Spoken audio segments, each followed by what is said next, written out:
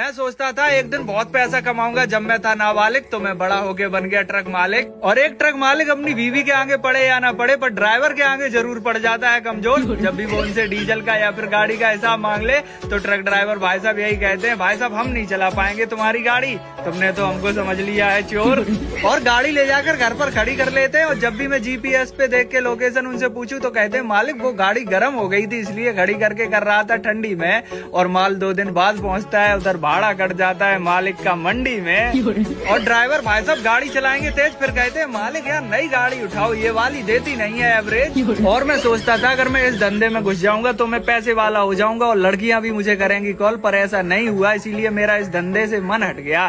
भाई साहब मेरे पास लड़कियों का नहीं ड्राइवर का कॉल आता है, आज टायर फट गया भैया, आज चालान कट गया।